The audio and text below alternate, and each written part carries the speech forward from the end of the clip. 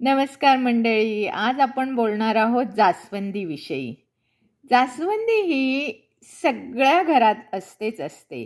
भारतामध्ये सर्वत्र भारतामध्ये सर्वत्र ठिकाणी दिसणारे हे एक फूल आहे. आणि हे बघा, ह्याची पानं काही ठिकाणी अशी गोल असतात, काही ठिकाणी अशी डिझाईन केलेली असतात. आणि जास्वंदीच्या मेन म्हणजे 2 मुख्य जाती आहे. एक देसी आणि एक हायब्रिड म्हणून. तर देसीमध्ये 2च कलर असतात, लाल आणि पांढरा. आणि हायब्रिडमध्ये तुम्हाला वेगवेगळ्या प्रकारचे कलर्स मिळू शकतात. पुन्हा जाती पण मिळू शकतात. देसीमध्ये कसे एकच पाकळी असते, पण हायब्रिडमध्ये असं पूर्ण भरगच्च गुलाबासारखं पण फूल दिसतं. आणि कलर म्हणाल तर लाल, ऑरेंज, पिवळा, केशरी, हिरवा, बरेच जांभळा एवढे प्रकार असतात. गुलाबीमध्ये पण खूप छटा असतात. डार्क गुलाबी, लाईट गुलाबी, पिवळा.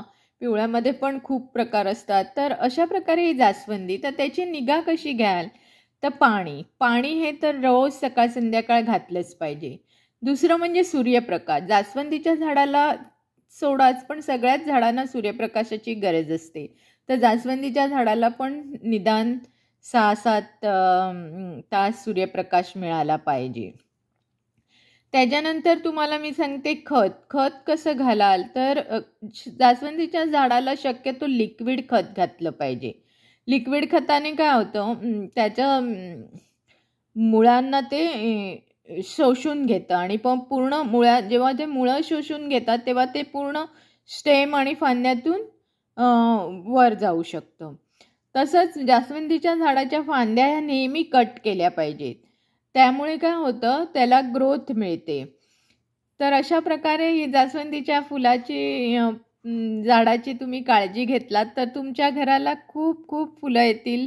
तुमचं घर खूप सुभेशित दिसेल. आणि अशी तुम्ही काळजी घ्याल अशी माझी आशा आहे. आणि जर तुम्हाला माझा व्हिडिओ आवडला असेल तर लाईक, शेअर आणि सबस्क्राईब करायला विसरू नका. धन्यवाद.